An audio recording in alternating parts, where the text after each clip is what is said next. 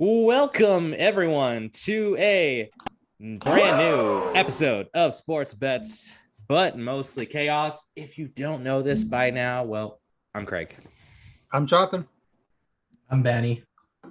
And I'm Jason. Sometimes it's really nice to just do that every couple episodes, just because I want to remember. I want to see if we all remember the order we're supposed to do that in. And, we were pretty crisp there until, Jason on the, Mickey Mouse Wi-Fi over there. No big deal. No big deal. So, all right. Well, we got a lot of stuff to get into with NBA, NHL season kicked off. So they're back on this. They're back on the program. But we're going to stick with our good faithful we've had over the last couple months now. And that is the NFL, as we will jump into the action that is going on. We're a third of the way of the season now, boys. 6 weeks are in. And we got teams with bye weeks. Just starting to shape up of really what teams we're probably going to see, when the regular season's over, what teams will look forward to seeing those playoffs. But hey, you know what? There's still plenty of season left to go. And it'll be interesting to see how it all plays out. But let's talk about some games and how they played out. And John, I think I'm just going to start with you, as the Dallas Cowboys had a little bit of a scare, possibly, or just maybe a little bit competitive game with the New England Patriots, but they did eventually win their first game against Belichick since 91, something right around there. I think it was 87. So he's never beat Belichick. It was just the first time they beat the Patriots. Gotcha. All right. Well, yeah. With that being said, take it away. Let us know how the Cowboys game played out this past weekend. Yeah, it was the ultimate. I don't want to call it trap game, because usually when you have trap games, it's like they're looking forward to the next game, and they're not looking forward to anything this week if they actually have their bye week. I think it was just one of those normal, every team has it, a couple of them during the season, where, you're expecting to come in and win, and then, the underdog just plays really competitively. I mean, you could argue the Cowboys did it the week one against Tampa Bay, where no one was giving the Cowboys any chance to win that game, and Cowboys almost came out and stole it. And yeah, I mean, Mac Jones played really good. He had that one pick six, but by Diggs, but you could argue that was Bourne's fault for the it went off his hands. And then, the very next play, Mac Jones went for a 76-yard touchdown, and everyone's blaming Diggs on that play, but that safety, he did it awful. He went for the hit or the pick instead of just making the tackle. I mean, even Diggs threw his hands up like, what are you doing? Like, it was just funny because, yeah, everyone's blaming Diggs for that. It's like, no, he played that right. Like, everyone, all the media people and all the former NFL players are like, no, he played that right. It's just the safety messed up. But, Dak in overtime, before overtime, there was a 4th and 5. He got the reception to Cedric, and then on 3rd and 25, he got a 24-yard completion and to CeeDee Lamb, and they kicked the game tying field goal to go into overtime. And then, after the Patriots won the coin toss and couldn't do anything with the ball, Dak went down the field, and I think he scored a 35-yard game winner to CeeDee Lamb. The only bad part about the play is he planted and he went to go celebrate, and he strained his calf. So he's in a walking boot right now. We'll see what happens. The whole team, everyone's asking, and they're very optimistic that he could be able to play the Halloween against Minnesota.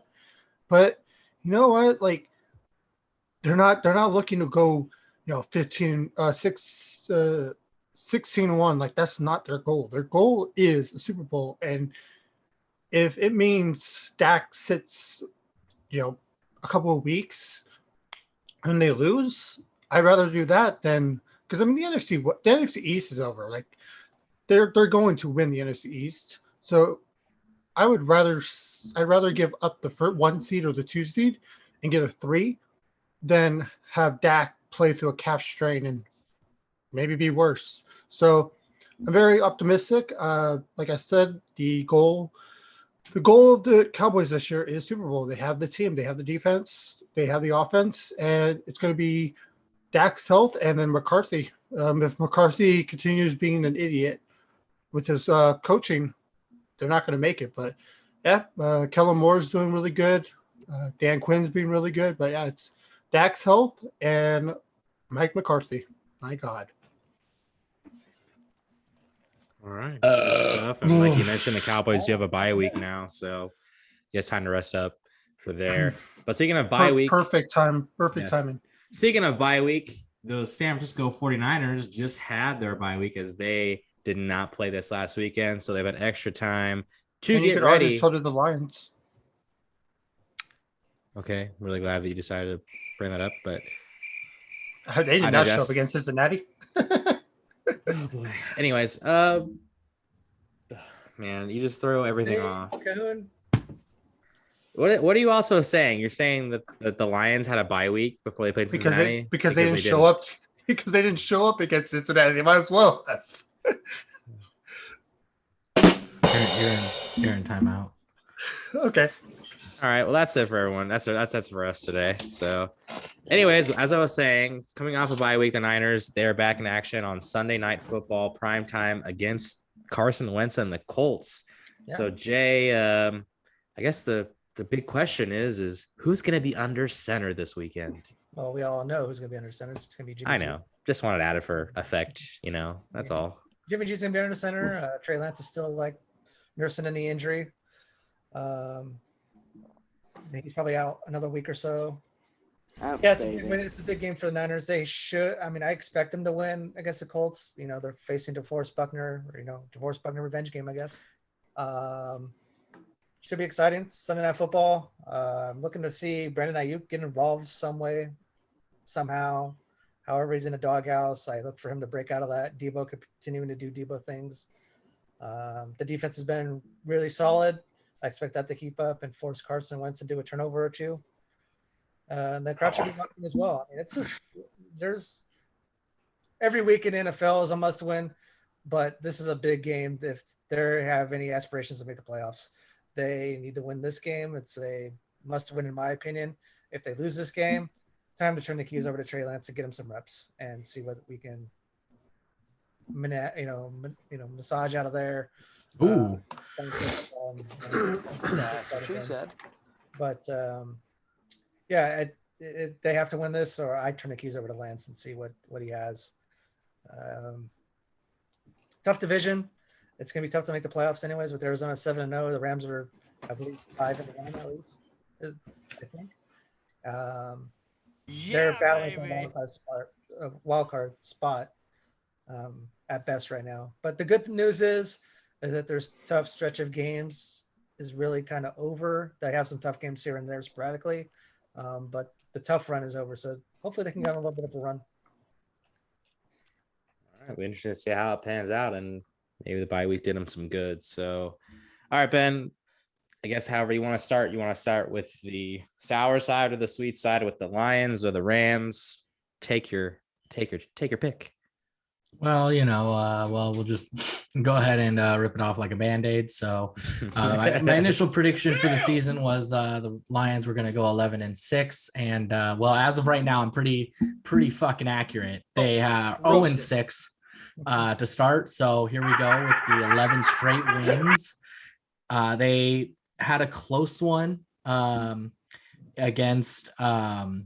I got the teams mixed up here. They had a close game, but not really a close game. I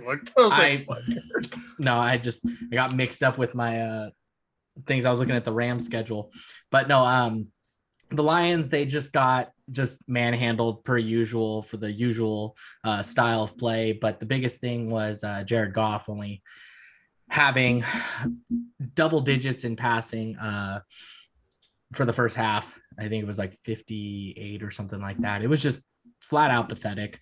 And the head coach actually came out during the post-game interview and flat out said that Jared Goff needs to be accountable and needs to produce more. He's got to be better.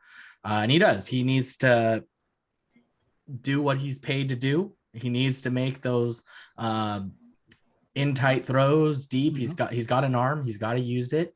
But instead he's making the 5 to 7 yard throw and not doing jack shit. Mm-hmm. And so my team sucks. The Bengals ended up smoking them 34-11, which ended up screwing me because they ended up pulling the starter for the Bengals for the fourth quarter because they were just Who is Joe Burrow. Yeah, they were so ahead So that was just really, really cool. So they ended up losing 34-11. They got the Rams up next, which will be a good welcome back for Jared Goff. Will it be? Oh yeah, no, it's just going to be a welcome back. This is what you're missing out on. But the Rams did play a solid game. Unfortunately, they played the New York version of the Lions, which was the New York Giants. So they smoked them 38-11. It was just a lopsided affair as well. They, going into the game against the Lions for an afternoon game, though, they're just going to have to keep playing the way they've been playing. Just apply pressure to Goff because you know that he's not going to throw it. And then just kind of keep it going to cushion your spots for those, cushion your spot for the playoffs. Because at the end of the day, the mission's not over until the Super Bowl has been won. So they want to get in there and get the job done. So we'll see how this goes. I'm hoping to see a good bounce back from Jared Goff after being called out by the coach, hoping for some deep throws and some. Yeah, no, it's, I know some people are probably thinking, I'm sure some people in this chat were probably thinking deep throat, but no, deep throws. We want to make sure we hit them. So we'll see how it goes. But something tells me that Detroit's going to get bent right over and it's going to be 0-7 here. No, they don't have any receivers. Never have. Never will. Didn't realize how funny that one actually kind of works. You cannot win a game. You cannot win an NFL game with Khalif Raymond and Armin St. Brown as your 1 and 2 wideouts out there, like outside the numbers. Yep. I mean, Jared Goff, he's going to get all the blame because he's the quarterback, and when your team succeeds, you get all the praise, and when your team is bad, you get all the negativity. Negativity. I and it's not all his fault. I mean, DeAndre Swift hasn't been looking too good. Hawkinson's been quiet since week 1. So, yeah. I've been saying it since week 1 when they played against the Niners. There was a early in the game, early to middle of the game, there's a good chance that maybe the Lions actually took that game. But they dropped many passes that were right into the chest or right into the hands of the receiver. And yeah, it's just, you can't have that. You can't. You're an NFL wide receiver. You're paid to catch a ball and you get a perfect spiral thrown to your hands. There's no excuse to not catch that. So at the end of the day, though, that's just Detroit football 101. So they're just happy to be there. So all right, interesting. And I conveniently now your 2 teams that you cover here are up against each other. So I guess next weekend's recap should be fun. It'll be really quick and lopsided. So you get to I guess some points come off disappointed and some you come off good. I mean, I guess no matter who wins, you're guaranteed to win next week. It'll be a Jekyll and Hyde situation. Yeah. So all right, let's take a look at some other ones. I'll start things off with the Minnesota Vikings, and they went up to Carolina this past weekend, and it was, they went in. It was their first road game in basically a month after playing 3 straight home games, and it was also their last game leading up to the bye week, and they sat at 2-3 through those first 5 games going into it. Carolina, they were looking like this possible, look at this team starting out 3-0. And as one of probably Jason's favorite drops here with Carolina, well, they are who we thought they were. Yeah, and they stink. Because Carolina with Sam Darnold, I'm sorry, I just don't think they're that good. And I just really thought this was a game Minnesota basically in a similar situation of the Niners. Do I think the Vikings are on the same level as the Niners? Absolutely not.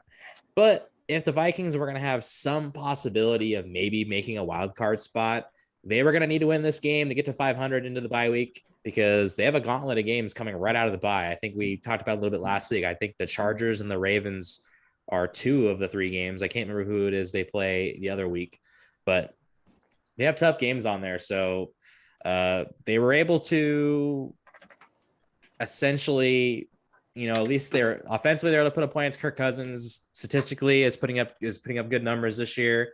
The one really bad thing Minnesota though for sure was the way that they let Carolina pretty much just go down the field and ended up tying the game late to send that game to overtime.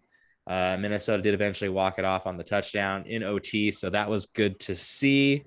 But I've seen to enough to point where I just think Minnesota is just that middle of the pack team. They're going to win some games, but they're just not going to be that team with extra on them. They're not going to be that team that's going to be able to push the next level. I don't think so. They have good stuff there with Thielen and JJ and everything like that, but I just think defensively, it's just not there. And I really think that the head coach might be on his way out after this year with Zimmer. I don't see him staying. I think that unless this team pulls it together, makes the playoffs, and maybe puts a victory together, I don't know if he's going to stay. So I don't know. It could be the fresh start that they need, but it was good for them to at least go to Carolina and beat a team that I was comfortably saying that they were better than Carolina. And I think they at least showed that. So good on them, but they have a bye week this upcoming weekend. So we'll touch on them in a couple of weeks. After that, we'll jump to the Raiders, and I'll be the first one to say it that did not see what came out of Mile High last weekend.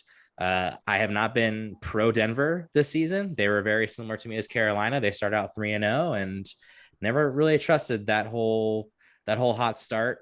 But I really just thought with everything going on off the field with Gruden the past week that I just really thought the Raiders were, I don't want to say not show up, but they weren't going to be very good.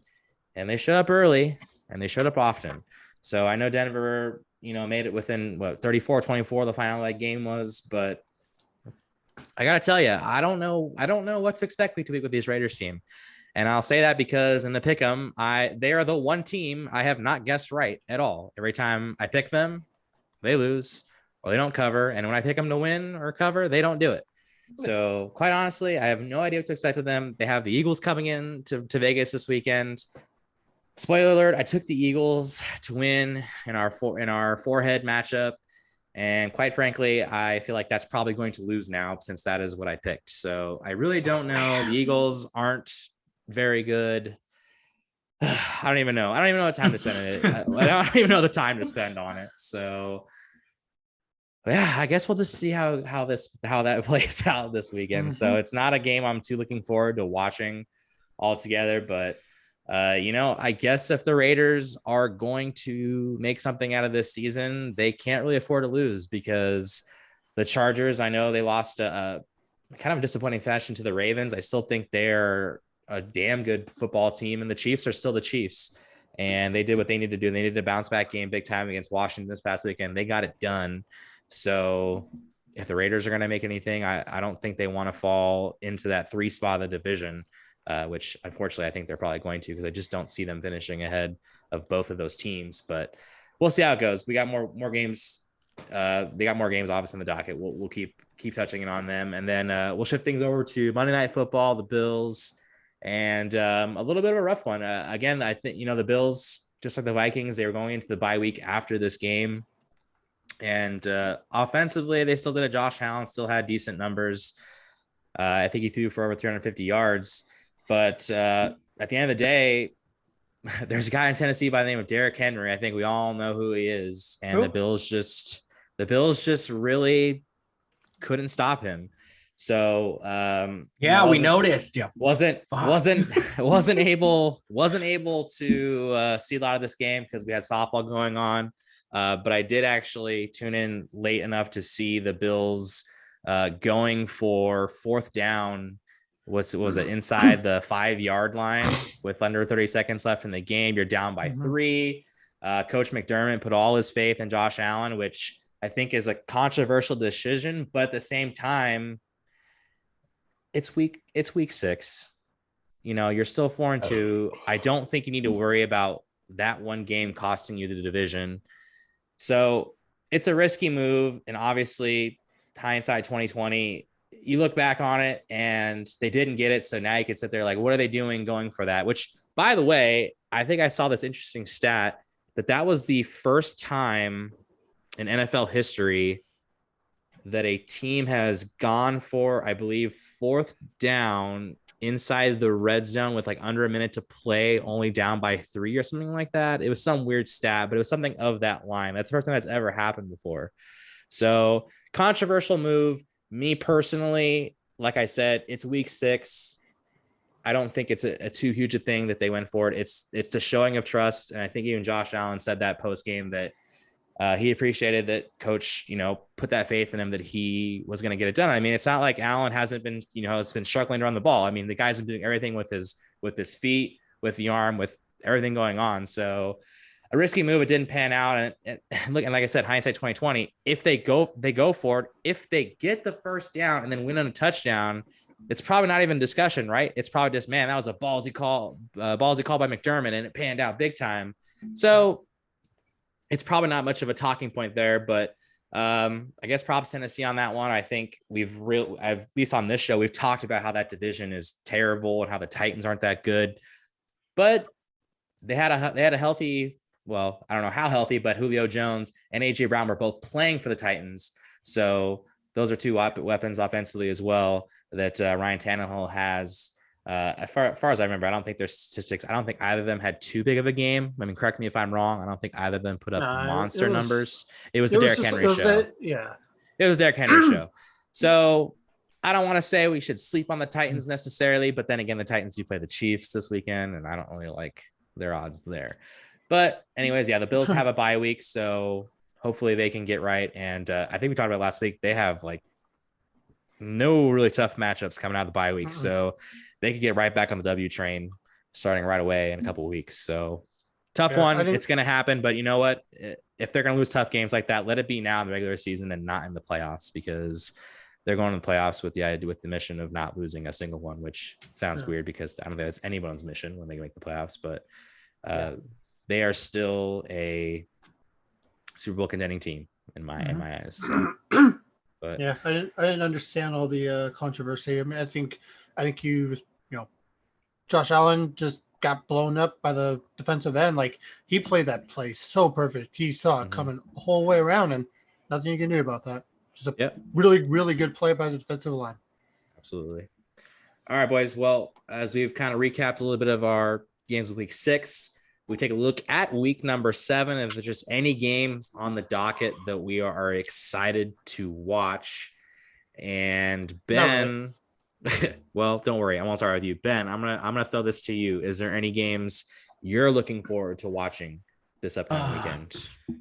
I'm excited to see Goff's return into LA. I'm excited to see the Lions finally get a win. It's going to be a pretty good team. Coming in from Detroit. We're going to see what the hell happens. But, at the end of the day, they're just happy to be in the NFL. So it's good. But are they? Finally fun. But are they really that happy? It was a good moment when they got signed. So anyways, we'll see. We'll see, though, how it actually pans out in the end, and if Stafford and Donald just totally light it all up. So should be a fun one for one team. Jason, what about you? What games have caught your eye this weekend? Besides the obvious Niners and Colts on Sunday Night Football, I'm kind of interested in the Chiefs and Titans, to be honest. Chiefs defense is terrible. Derrick Henry just ran a mile over the Bills, so we're going to see again and see if they can control the ball and keep the Chiefs off the field. I'm picking the Titans to pull the upset here. I don't know how big of an upset, but pretty big upset. But yeah, that's one game I'm looking forward to seeing. Hey Jason, quick question for you, just because I'm curious, because I know you mentioned you're excited to watch this game and Derrick Henry ran all over the place. Depending where you look at it, the over-under of that game is at 57.5 at what I'm looking at right now. Initial thoughts, what do you like in that one? Probably the under. Yeah. I think it's just too dang high, right? That's a little high. It's too damn high. Yeah. Chiefs are a notorious slow starting team. Patrick Mahomes, let's face it, hasn't been Patrick Mahomes. Yeah, he's already got 8 interceptions, which He's is got his more mom than on Twitter. He's got mom on Twitter saying that shouldn't be an interception. I mean, they're unraveling by the seams. It seems like every week. I'm just joking about that. Chiefs are Chiefs. Daddy, chill. 57.5 seems an awful high. So, with that being said, probably put 70 on the books. I'm thinking. Wow. Crap. Wow. All right. No. That was sarcasm. I'm thinking. Nope. Sorry. Locked in. Count it. You already It's said locked it. in. It's Locked on, it's gonna be in. on the internet. It's gonna be on there the tape. forever. Oh, okay, we go. Yeah, baby. All right, Oh John. my Well, God. you kind of said nothing really, but why don't you just go ahead and come up with anything? If you take my game though, you're gonna get hurt. No, I'll let you have Joey B. Yes, sir. Obviously, I wanted to bring up the game that Jason just did because I assumed Ben was going to talk about the Lions, Jason was going to talk about the Niners, so I'd be able to talk about Tennessee and Buffalo, but he took it, so I will take. Yes, thank you. So I will take the Colts. Oh my God! I will take Colts Niners game. I'm excited to see how that quarterback situation is going to be in the Niners. Jimmy G looks like he's going to be under center. How's he going to look? Obviously, they still got the 2 running backs. Raheem Mostert's still hurt, and I don't know. Is Kittle supposed to be playing? No, he's out for isn't he on the IR? I couldn't remember. So yeah, so it's the Debo Jimmy G show. Looks like versus that Colts defense that's been very disappointing this season. But the Colts, that Jonathan Taylor's been looking really good. So, T.Y. Hilton had a big game last week against Houston, but he always does against Houston. Let's see if he can do it 2 weeks in a row. So I'm looking forward to that game. It looks like to be one of the best games on a really poor week 7 slate. So How fucking dare you? Yeah.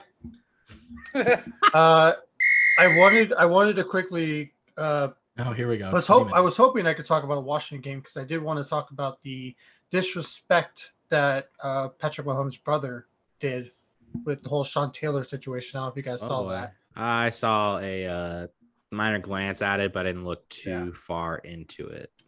Yeah, that was a really bad look for people who didn't know. Sean Taylor, the Washington team was retiring his jersey, and there was the Mahomes brother did like a TikTok dance where where his celebration was supposed to take place, and wasn't it where his number was on the field? Yeah, it was I think he was standing on Sean Taylor's number on the field, and a lot of people were pissed, and rightly so. Like that was just a bad move on a kid who just didn't think straight. So yeah, and then another thing that I noticed that kind of rubbed me the wrong way over the week end was in the Pittsburgh Seattle game. I don't know if you guys saw this, but there was a player on Seattle who some people were worried he broke his neck. Like he was not moving. Luckily for him, he didn't. X-rays came back. It was not a broken neck. He just has a really bad concussion and just a lot of pain. But while he was unconscious on the field, not moving, and a cart was being brought out, the Steeler fans were doing the wave.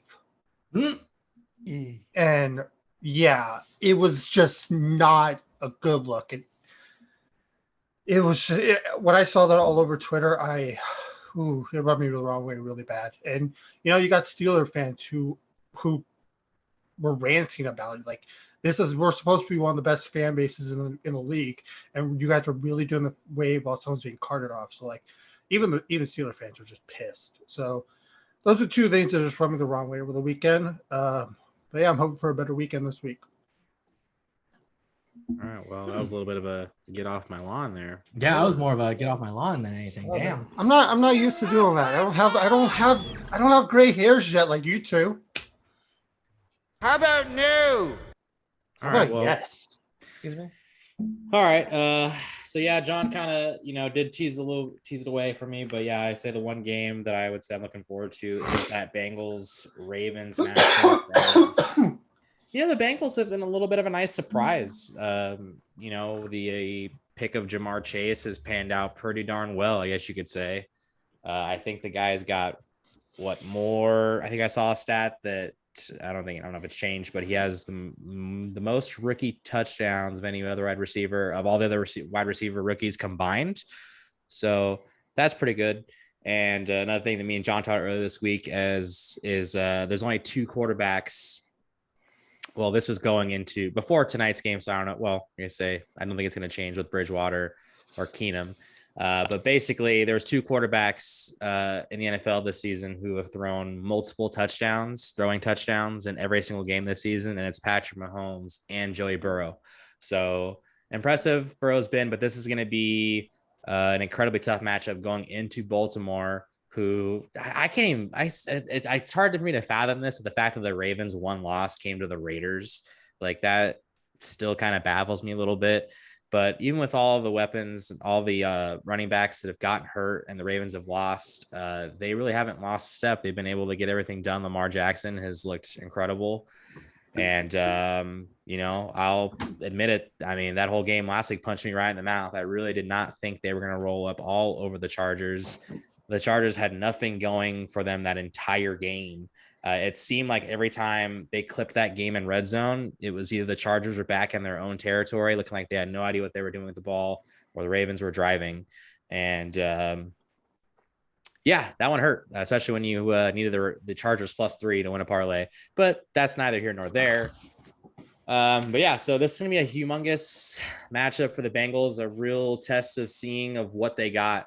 The Bengals went into Detroit. They handled the Lions with pretty much ease. I know John kind of brought it up earlier. They were able to sit Burrow pretty much that whole fourth quarter. So yeah, this is a huge one, I think, for the Bengals. I don't think the Bengals are going to go away with a victory, but I would really love to just see them compete and show that they can hang with basically, I don't know if you want to call them an AFC juggernaut, but they do look like an AFC favorite. To this point, I think it'd be hard to deny them of at least that title through 6 weeks of the season. So it's an exciting game, and we'll see how it goes. But that's definitely one I'm very much looking forward to seeing. So, yeah, for sure. So, all right, boys, anything other NFL wise before we jump into other stuff? Not NFL wise. All right. All right. Well, like I did to say earlier, we do have, NBA, to get into, as well as NHL, but we do want to mention something that we're not going to dig a whole lot into, and that is MLB. We do know the playoffs are still going on, as both championship series are still taking place. The Astros and the Red Sox Game 6 back over at Minute Maid Park is tomorrow night, with the Astros could clinch their ticket into the World Series with a victory there. As well as we look at now the NLCS as of this exact moment, as we're talking to you, the Dodgers hold a 6-2 lead after 6 innings against Atlanta. The Dodgers are fighting for their playoff lives as they're down 3-1. So they're going to have to win this game at home over Chavez Arena and then go take 2 in Atlanta this weekend if they're going to find themselves in the World Series. Just like I said, we do want to briefly bring it up that we do know what is going on. If anything does happen crazy during this show, while we go, we will for sure bring that back up. But that's pretty much the only time we're going to really spend on that, because we just have other time dedicated to other sports that we just want to make sure we get into as well. So we're going to jump things off into the NHL. So we did have the season kickoff last week, but Ben was unfortunately unable to join us for that one. He had other commitments. So Ben, you've had some extra time to prepare for it. So I know you want to talk about the Ducks a little bit as well, but I'm going to throw this over to you just to kind of welcome the NHL back onto the show. Unfortunately, we're all out of time, Ben. I'm sorry. Welcome back, NHL. We'll see you next year. Welcome back, baby. So unfortunately I did miss last week, which was the start of the NHL. So I'll just try to jump right into it.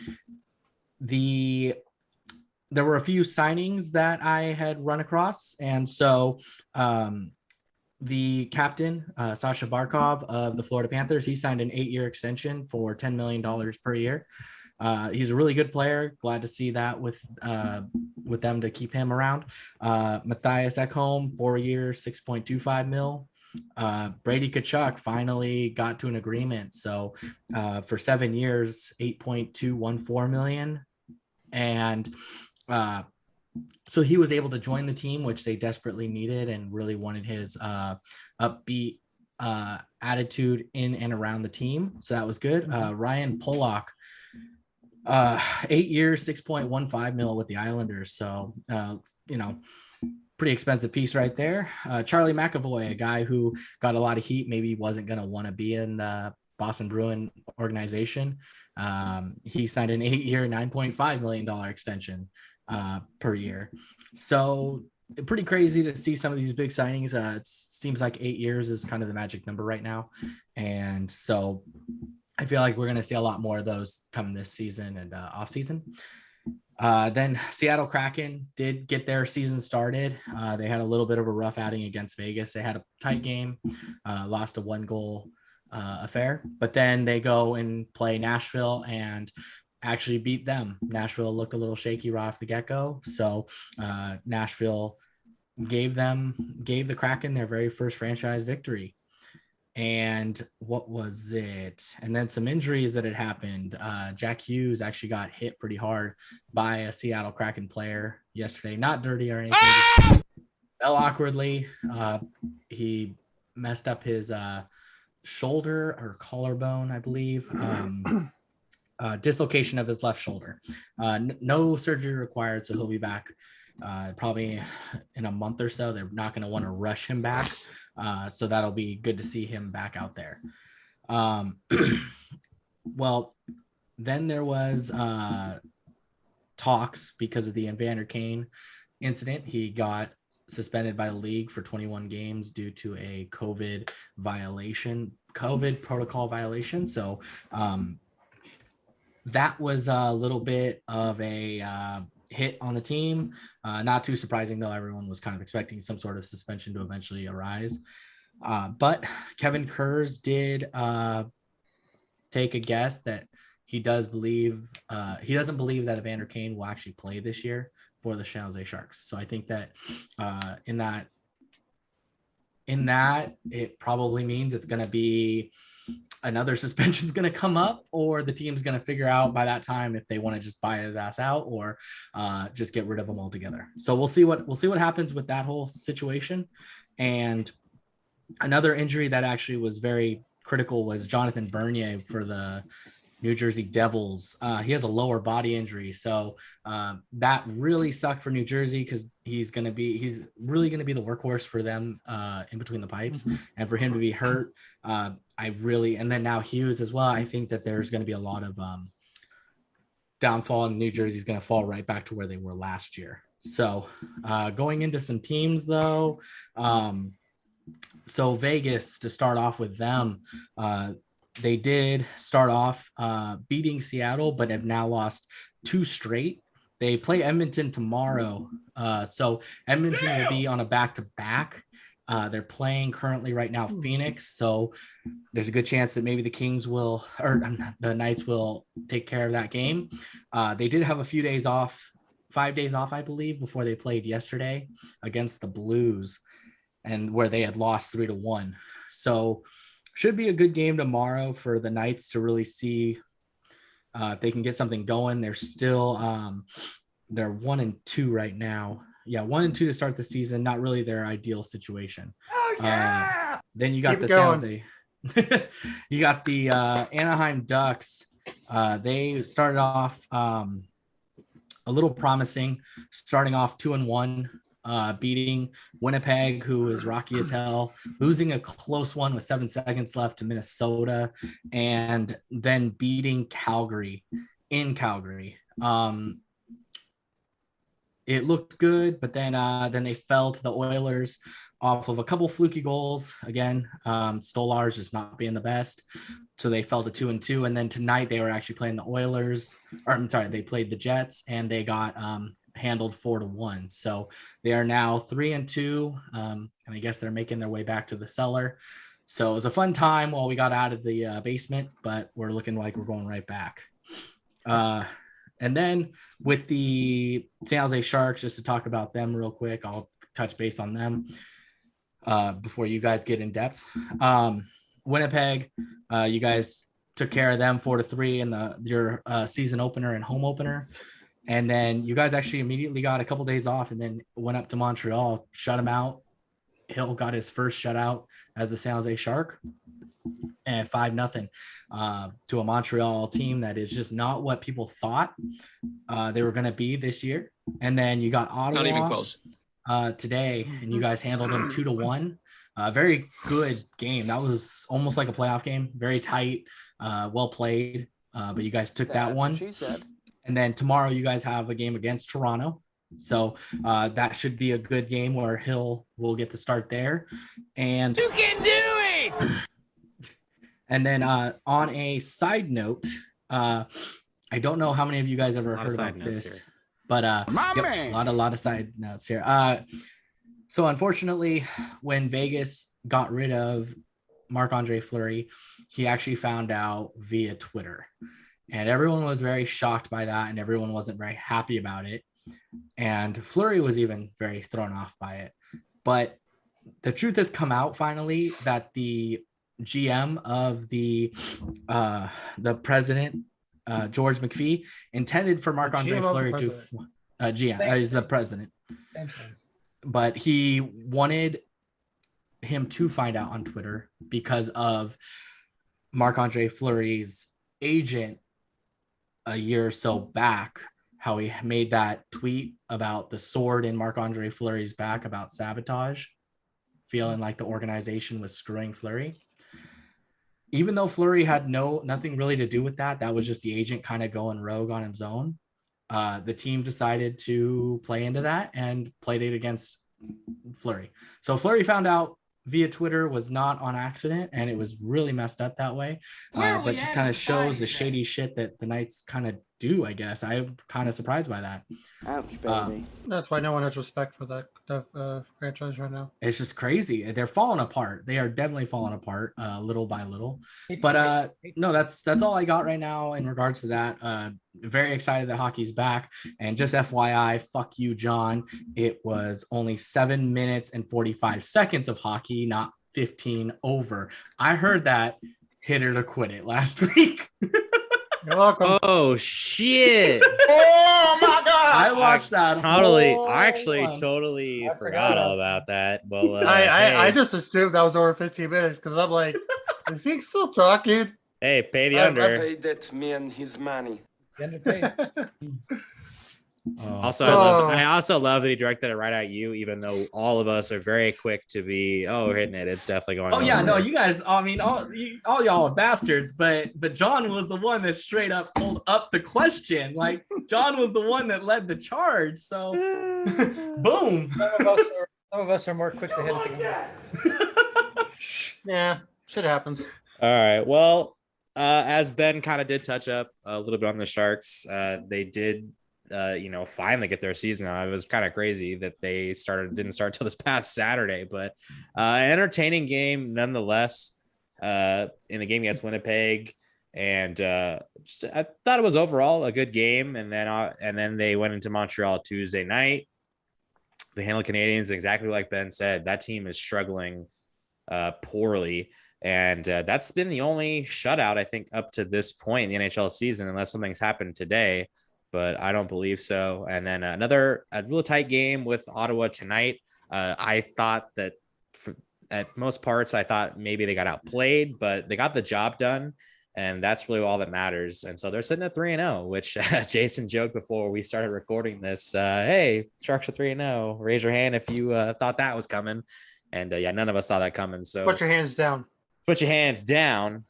But I guess, Jason, John, which one of you guys want to start? What's just the early temperature in the room right now so far with these Sharks? I mean, I definitely expected us to come on here and at least talk about the fact that they had at least one loss, but here they are with none. So what are you guys feeling? Kane not being in that locker room seems to be huge for the young players. You have Weatherby, Darlene are all both making a huge contribution so far early in the season. And, Couture's healthy right now, so that's big. He wasn't really healthy at all last season. Same with Hurdle and Meyer. The Sharks are healthy right now. They have the top end talent to, when they're healthy, to succeed. It's just these young players that they have, how are they going to react? And I think having someone like Kane out of the locker room is really helping these young players. And I still don't think the Sharks have the goaltending to really contend this year. But at the same time, maybe Hill does take this huge step up. Who knows? He's a young goalie with a lot of promise. But yeah, right now it's all the young players. They're contributing really amazingly, and yeah, I'm happy with how they've done. We'll see when they play a good team in Toronto tomorrow how they do. Optimistic. But yeah, I'm gonna echo what John said. I think Kane not being there is a big factor. One thing that stuck out to me is the power play has been really solid. Yep. They've been scoring a lot of goals on the power play. LeBanc scored 2, looked like identical power play goals. They're moving the puck. I mean, EK65 or Erik Karlsson for all you non-hockey fans.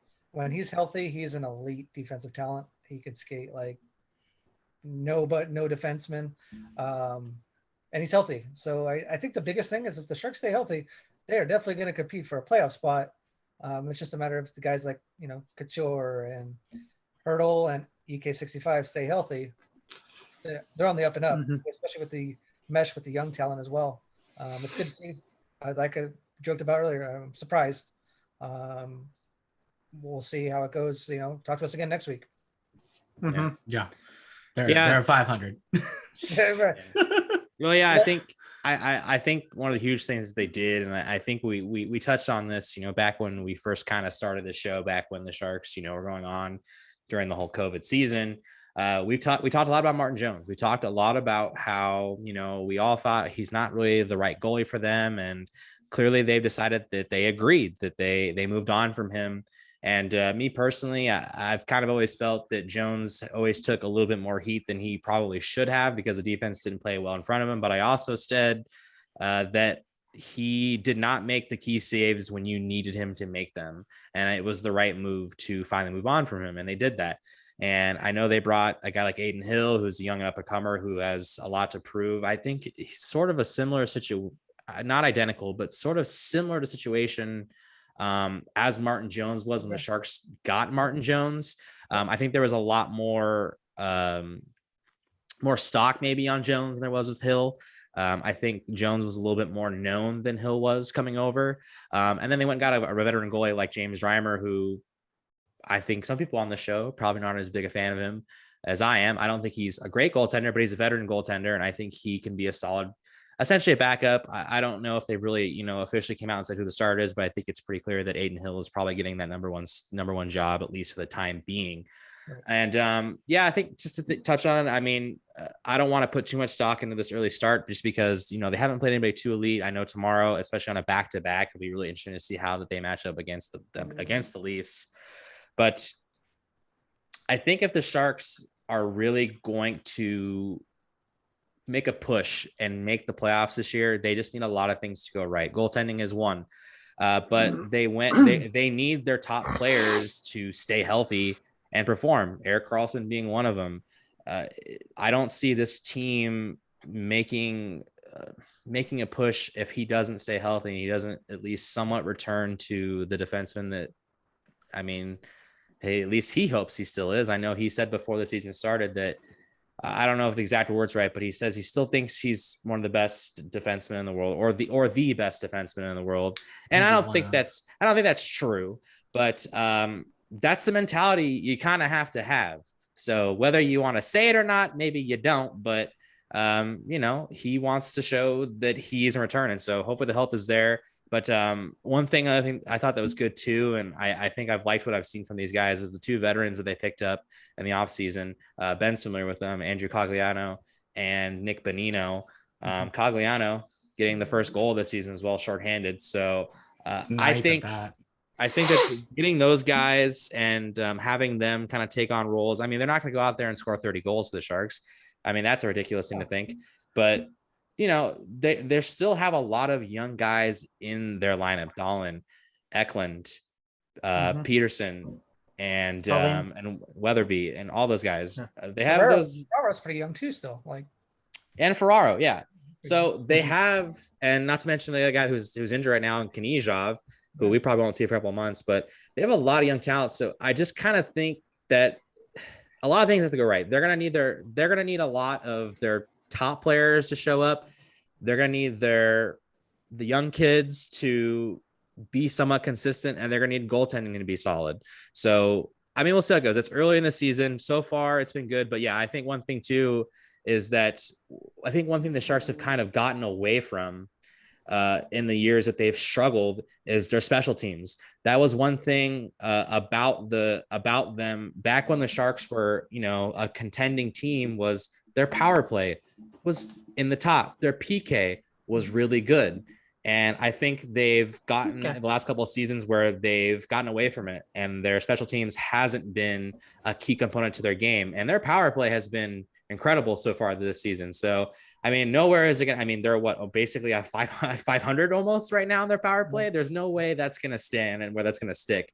But I think that can be another huge contribution to see exactly where this team will end up after 82 games, is just how well their special teams can stay and how well it can be good. It's been good for them in the past when they've been a good team. And I think it's going to need to be a play apart if they're going to be a good team this year. So, yeah, I'm excited to see where it goes. A good matchup tomorrow with Toronto in this 5-game road trip. Yeah, and I can't remember, but who do they play between? I know they finished up in Nashville, I think on Tuesday, but who is it they play on? Is it Sunday or Monday? Hold on, I'll get it for you in a second. I have a screenshot here of their schedule. Somewhere on there. It's Montreal, Boston Bruins. Yeah, so it's the Bruins. So yeah, good matchups there. Tough couple of games coming up. Yep. Yeah. So we'll see exactly what we're feeling on next week's show, but for the most part, so far so good. You want to stack up the wins. You can't win it. You can't win a season within the first month, but you can certainly lose it, and I think that applies for the Canadians, a lot of sports, and also the Montreal Canadiens. It's a valid point as well. So, some fun fact for you guys with Nick Bonino. He was actually originally drafted by you guys, and then was traded over to the Ducks, and we used him very well. And then I believe he went over to Nashville. I think he's played for 3 or some odd other teams. Well, didn't he win the cup with the Penguins? Maybe the Sharks too. Yeah. So he's played for quite a few other teams. Incredibly quick. It's been 681 games, I believe. And he is finally making his Sharks debut. So there you go. Full circle. Yeah. So, I mean, both him and Calgary, those are guys that are, they're not super young. They're not in their prime. And like I said, they're not going to score 37 goals, but they do the little things. That is one thing Doug Wilson had kind of said, was that he kind of felt like they relied almost too much on some of the younger kids that maybe weren't ready for those roles last year. And I think getting two guys like that could go a long way. Maybe not so much statistically or on the score sheet, but just in general. So that's positive. So, and they're and look at all the young guys they have, they're still going to be asking for a lot, but so far, a lot of those guys have looked, I guess, comfortable is a good word. Eklund's looked impressive. Weatherby's looked impressive. I mean, I guess the only guy I haven't seen a lot of is the Peterson kid, but I don't think I've had anything where I've looked at it and said he hasn't looked, he did something really stupid or looked bad. So, but yeah, again, it's young, it's early in the season. We'll see how it continues to pan out the more and more we go. It's a long stretch. I think it was a little funny that Darlene, he scored the second goal against Montreal. Yeah. He celebrated like it was his first ever career goal, only to find out minutes later, actually the last goal that was scored by Timo, that was yours first. Yeah. Yeah, it's pretty funny. That's kind of hilarious to think that his celebration, what he thought was his first NHL goal, was actually his second. So pretty hilarious there. So boys, anything else NHL wise we want to talk into before we jump into? Nope. Yeah. Cool. All right. Well, Ben, thank you for the insight. We were excited. We would have loved to obviously get it last week, but we're still glad to get it this week. So we're excited to have NHL back on this show up every week. And I'm sure you're excited as well to bring some more of that on this platform here. So, tell us how you feel. NHL, not the only season to kick underway as basketball did as well. Okay, I'm gonna mute you. You're done. Okay, bye. You're I thought Mike you're gone. And actually, you just lost the ability to talk first too. So, Jason, the Warriors, they're back. And I think you said that they were quote unquote back, but you might have meant in a different way, the way you said it, than just, back. So, yeah, you want to play dumb? All right, we'll just keep going. We'll throw it to you. They kicked it off against the Lakers the other night. Take it away, Jason. Opening night, Warriors open up. First half of the game, they did not look great. They were missing some bunny layups. They were missing some easy looking shots. They're getting wide open shots, and they're just missing them. And then the second half, Jordan Poole kind of came alive a little bit, kind of gave us some momentum. And I say us like I'm part of the team, but I'm not. But give the Warriors some momentum, and then Bielitsa played out of his mind. Great addition. I got to give it to Bob Myers. Their team, top to bottom, is going to be a deep team. It's going to bring me back to like 2015, 2016 with you could trust anybody on the court. A lot of depth. Andre Iguodala came back on a minimum salary. He still quote unquote says he has life left in his legs, and it looks like it. Anyway, long story short, they beat the Lakers opening night. Kind of convincingly towards the end, to be honest. The Lakers looked a little defeated. Russell Westbrook's playing for them now. I just don't see that meshing well. He's going to shoot him out of some games. So they win that game. Now they're playing live right now as we speak against the Clippers, and Steph Curry went for 25 points in the first quarter. Back to God mode. He just missed his first shot of the game not too long ago. They're looking good. They're passing the ball. They're making the right decisions, the right cuts. Playing some good defense. I think I said this on this pod before the season started, or maybe a month or so ago, that the West is not loaded like we all think people think it is. I don't know about the Lakers. Kawhi is out. Who knows how long with an ACL. Jamal Murray's missing for the Nuggets. I think if the Warriors stay relatively healthy, they're a top 2 team in the West. Call me nuts, but Daddy, chill. They're going to be there at the end if they stay relatively healthy. Oh, and by the way, they did all this without Klay Thompson, who's back in December, and without James Wiseman as well. So things are on the up for them. Otto Porter Jr. is a great addition. He can shoot the 3. The whole bench can shoot the 3, and that's today's NBA. I'm really excited for the season and see where this team's going to go. Yeah, and also don't forget Kuminga didn't play yesterday either. Or opening night either. Their first round pick. I don't know how many minutes he's going to get, but you have to expect he's going to, still see 10 to 15 a game, and we'll see what he can do. But yeah, the crazy part is, Curry struggled. He only shot 3 of 20 or 5 of 21, somewhere on that line, and he still finished with a triple double. And he called his own game in the post game interview trash.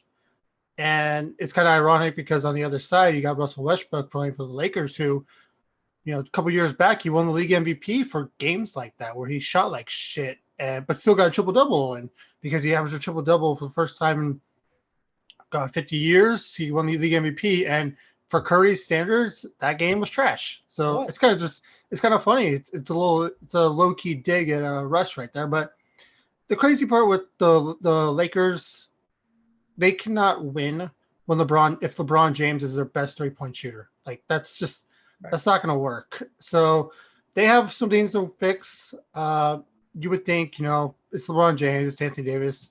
You think they're going to fix it.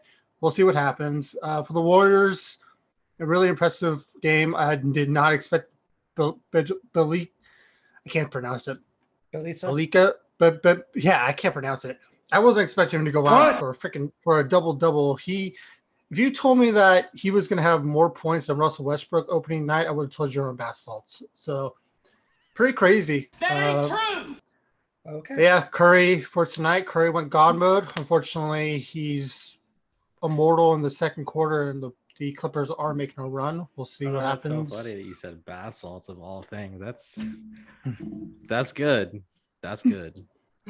Yeah. And then for the opening night, the other game that was going on was the Bucks versus the Nets. And I don't know if you guys saw that the Bucks, it was their banner dropped in the ring celebration.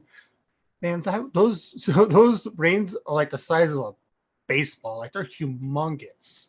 Money. So it's pretty That's what funny. she said. And then the Nets, they don't have Kyrie for the whole issue that we talked about, and they just it's nothing but older players and offense. They don't have anyone like they have LaMarcus Aldridge and Blake Griffin as their veterans, and neither of them play defense. Facing off against Milwaukee, who's one of the best defensive teams in the league, they got blown out tonight, which was really shocking. But the Nets do not match up with the Bucks. If those two teams see each other in the playoffs, bet Bucks all the way. Other than that, I think the Nets are the second or third best team in the league. So we'll see where they go from there, even without Kyrie. And then so that was the opening night. And then yesterday, the first full slate, and we already, just 2 days into the league, already might have had one of our best games of the season. It was a amazing game, double overtime between the Celtics and the Knicks, and the Knicks came out and won the game in double OT. And a lot of New York fans are just very optimistic this season with their team. They think they actually think they have a top 5, top 4 team in the East. I disagree. I think they're somewhere between 7 and 10. But if Julius Randle keeps playing the way he does, if Evan Fournier can go off, they are a team, or they are a dark horse. I think the Knicks and the Bulls are the 2 dark horse teams in the East to keep an eye on. Obviously, everyone's going to go straight to Boston, Philly, even without Ben Simmons. The Nets and the 76ers, but yeah, keep your eye on the Bulls and keep your eye on the Knicks. I think those two teams are the dark horse. And then in the West, the Kings start off their season, and I believe it was one of the best games Harrison Barnes has had in his career. He was just lethal shooting. Not expecting to do that every game. You'd more expect Fox to be the big shooter, but it was just Barnes' night. But something that they need to fix is their defense against shooting guards, because I noticed it all last season and the season before. They are terrible against shooting guards, and CJ McCollum torched them all night. But it was a good game. It's people. The Kings can be optimistic. I think they have a chance to be in a wild card team, but they just need to work on their defense. All right, nice Real stuff. Real quick on TNT the other night when post game after the Lakers and Warriors, Charles Barkley said, "Yeah, the Lakers team would be good in like 2010," and got a big all rise. Like, he ain't wrong. I mean, it is what it is. I just don't see that team meshing well, and I might eat crow, but I'm not a fan. Again, it's the Lakers, not a fan in general. But. True. That's fair. Yeah. All right, boys. Any other NBA to get to before we shift things on? All right. Well, we will keep things rolling on the program here, and it's all about Cohooney right now because it is the Cohooney 5 segment. So, John, I won't take any more time away from you. Take it away. Yep. Like always, I'm going to start off the Cohooney 5 talking about the bowling recap. Absolutely. It was my best statistical game series I've ever bowled lefty in my life. I actually came out and I shot 236 and 226 my first 2 games. Wow. And it was just I was feeling really good. Sad part is both games I actually had an open in both games. I still shot 236, 226. So I was putting a lot of strikes together. And then the last game, I just got really what's the correct word? Stubborn. I needed to move my feet. No. I needed to move my feet, and I kind of refused to, and I wasn't coming in the pocket clean enough, and I was either just going high and leaving splits, or I was just missing. I was leaving corner pins, and I ended up finishing with a 170 my last game, which is still not awful. I mean, I have a 185 average currently, so I finished with a 632 series, which is the highest series I've ever had lefty, which was really amazing. now I just need to get 3 games over 200. That's my next goal. But yeah, so we ended up winning 3 out of 4. Unfortunately, we lost the last game. But still 3 out of 4. That's still a good week. And moving on to Cohooney 5. I don't know what's going on, but it seems like every week we do the show, and then the next day there's a fight canceled. It's been every single week for like the last 5 weeks or something like that. So once again, yes, I will not have a full 5 games. So instead, I actually went 3-1-1. Unfortunately, the Julian Marquez versus Jordan Wright fight was canceled, and I did lose the Carlos Felipe versus the old man Jason Andre Orlovsky. So Jason did win. It was an amazing decision win. So good job, Jason. You still got quiet some games ones that are dangerous. You're right. But then like I expected, I thought Norma Dumont was going to beat Aspen Ladd, and none of you guys are big UFC guys, but this was pretty crazy. So Aspen Ladd gets the call on short notice to fight this main event at featherweight because she cannot make bantamweight. Like, she's constantly missed weight. UFC still gives her the main event. She literally played Ring Around the Rosie for like the first 15 minutes and threw, I think, a combined like 15 shots. So it was down 3-0. And her coach straight up came in, all right, what the fuck are you doing? Like, you just wasted 3 rounds. You're down 3-0. Now you need a finisher. Like, tell me, what the fuck are you doing? And like all these people on Twitter were like, oh my God, this is abuse and blah, blah, blah. And I'm like, that's her coach. And the ironic part is I didn't realize at the time that's actually her boyfriend too. Oh. And he basically wasted a trip to Vegas because she got dominated. She lost all 5 rounds, and even 1 round she actually, if you lose a round but you're competitive, you get a score of 9, while the winner of that round gets a score of 10. She actually got a score of 8 in that round because it was just not competitive at all. So yeah, Aspen Ladd, if she could somehow get her weight issues under back, if she can make bantamweight, under control and get back to bantamweight, she's someone to keep an eye on. But at featherweight, no shot. She'll be out of the UFC in a couple of years. But so let's go on to our last fight night before the pay-per-view. We got the pay-per-view next week. At least this one's an actual really a good main event. But to start off the card, we got Dwight Grant versus Francisco Trinaldo. The biggest favorite on the card, Dwight Grant. Don't touch Trinaldo. It's just gonna be a quick first or second round finish here. Next up, we got Sunwoo Choi versus Alex Caceres. Caceres is on a 4-fight win streak, but it hasn't been against anyone solid. And this is a step up, kind of prove it fight. And Choi's the favorite, and I'm gonna go with some way Choi. I do think Caceres has what it takes to improve on his prove it fight. Next up, this is a boring female fight. We got Jessica Rose Clark. This is Jocelyn Edwards. I don't think Jocelyn Edwards deserves to even be in the UFC. She hasn't looked impressive in her first 2 fights. Sure, she won her debut, but she didn't look that good. It was a decision win, and then she got dominated in her other fight. And I'm not saying Rose Clark's any better, but I think she's just better than Jocelyn Edwards. So give me Rose Clark. And then Grant Dawson over Ricky Glenn. This is the I just screwed up. Dwight Grant over Trinaldo. That's not the close fight. That's actually, I'm going with my underdog pick, Grant over Trinaldo. That's my underdog pick of the week. Grant Dawson over Ricky Glenn. That's the big favorite. Grant Dawson, he's going to get the finish in the first or second round over Ricky Glenn. And then finally, we've got Marvin Vettori over versus Paulo Costa. Both these two fighters are the previous. Both these fighters fought Adesanya last for the title, and both have lost. So now this is are you still going to be in the top 5, or is it time to get knocked out of the top 5 kind of fight? Unfortunately, Paulo Costa is having weight cut issues and straight up called Vettori's camp saying, "I'm not going to make the 186 weight." So Vettori, David with the snipe. Okay. Vittori agreed to do it at catch weight, so they're going to do it at 195 catch weight.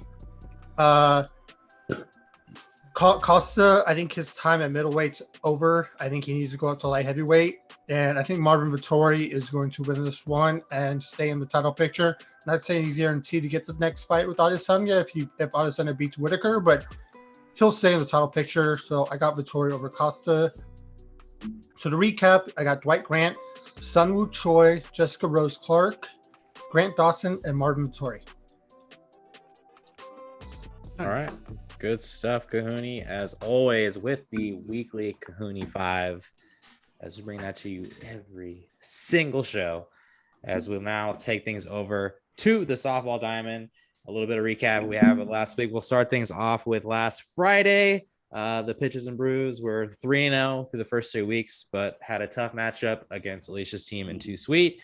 And look, breaking news, Fremont has finally decided to start making that team spot runs, which seems a little silly to start doing that in the middle of the season. Don't think it's really fair to the other teams in the league.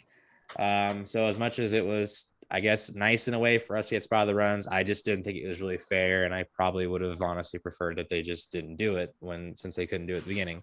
But anyways, as the game went, so they spotted 10 runs. We put up 3 in the top of the first, so we're essentially up 13-0 before they even swing the bat, which seems like a lot, but if you knew what this team had, you would say that is just not really enough. I don't think there's ever a lead that's too comfortable against a team like that over there.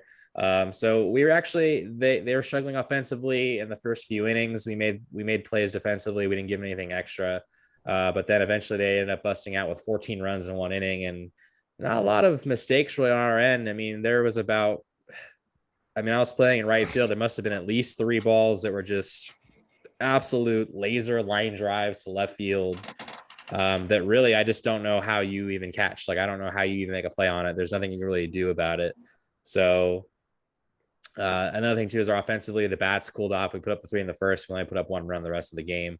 So we ended up losing that game 22-14. So you take away the 10 runs, it's a lot worse than that as well. So tough one, but at the same time, I guess in a sense it was nice because with the 10 runs, you don't get mercy ruled, and you do play the full 7 innings. But then again, a lot comes into play because when a team's down like by that many runs, they're obviously trying a lot harder than they would if they weren't in that big of a deficit. So you never know. I don't know if the game plays out the same way it does if there's no runs being spotted, but it's a tough loss for us. But we have essentially, I think we have winnable games. I think really the rest of the way, if we can just keep doing the things that we do well there. 3-1 there. We would play tomorrow night. I would be very surprised if we get the game in though with the rain that's happened, as it is began to rain here in the Bay Area. So probably very unlikely that we'll get going there tomorrow night. Now we shifted on to this week, started with Monday night. We had a championship game rematch against the Rejects. We were 3-0 the first 2 weeks, including that doubleheader.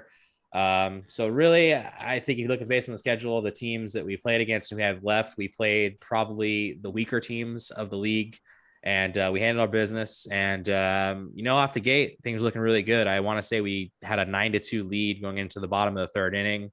But unfortunately, the wheels kind of came off. They started hitting the ball. We weren't as crisp defensively as we have been. And they ended up climbing all the way back. I want to say they tied the game in that inning.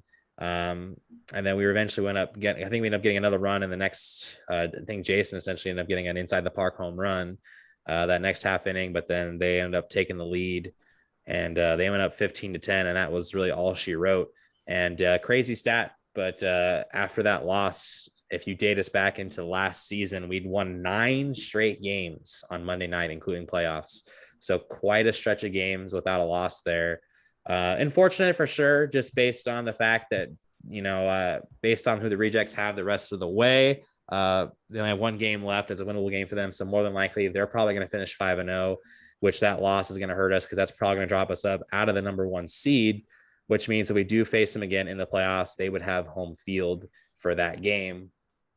But yeah, we're definitely going to look to bounce back. We have 2 really tough games, I think, to end the season, but it's sort of like let's see what you're made of. before getting the playoffs. So I think playoffs are definitely still within reach as long as we, don't let things fall apart. So we'll see how it goes. As another game, I'd be really surprised if we do get in as well this upcoming week. I think the rain is going to have its effect and could push us, into Thanksgiving, if not past Thanksgiving, if we get more than a single rain out. So a tough one there for sure. But we know what we have going for us there. So we'll see if we can bounce back whenever it is we do take the field again on Monday nights as well. We'll shift things over to Tuesday nights and touching again a little bit on this whole run rule. I play with Alicia's team on Tuesday nights, and the competition compared to what they play against on Friday night and Tuesday night is nowhere near the same thing. There is, unfortunately, that's just kind of the way it goes. The competition is just, it's just not there on Tuesday nights. And if there's any night that there should be runs spotted, it should absolutely be Tuesday nights. And I'd be one to argue that 10 runs on Friday nights is almost too much. I mean, obviously they can still get it done, but the talent's a lot better on Fridays and Tuesdays. We should be spotting 10 runs at the minimum, if not 12, possibly 15 on Tuesday nights. And for whatever reason, the communication wasn't handed down correctly for Tuesday nights. So we took the field Tuesday with not spotting any runs. And I believe the final there was like 19-2 with them scoring the 2 runs in the bottom of the fifth, whatever inning it was, or something, or top of the 5th, top of the 6th. I don't remember what it was, but just another game. I mean, it's just one of those. It's point where Tuesdays has become basically batting practice, and I don't mean that with any disrespect to the other teams that are out there. It's just I would really wish that we would at least start implementing those runs just to, because I mean, we've been on the side of games where we've been against teams that we've getting beaten up on, and it's not that fun. It's really not.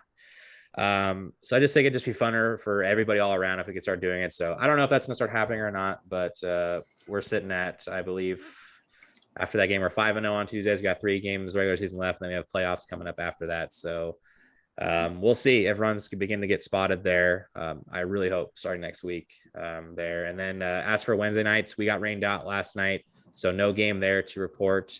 Good chance that we may not play at all next week until next Wednesday. So next week's report may only feature 1 game, if that. So we'll see how it goes, but a little bit of a rougher week all the way around.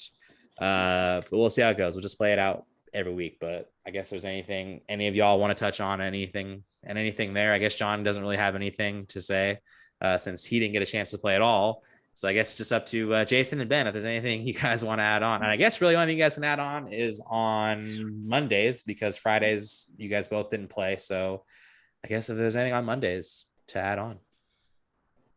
Jay, you want to go first? Sure. Just, you kind of touched on it. Like, we didn't play our best game and we still lost by 5. And I look at it as like, oh, we lost by 5. And they had to have some great innings. We don't make some miscues, we probably win that game. So I'm not concerned, really. I'm fully expecting to face them in the championship game again.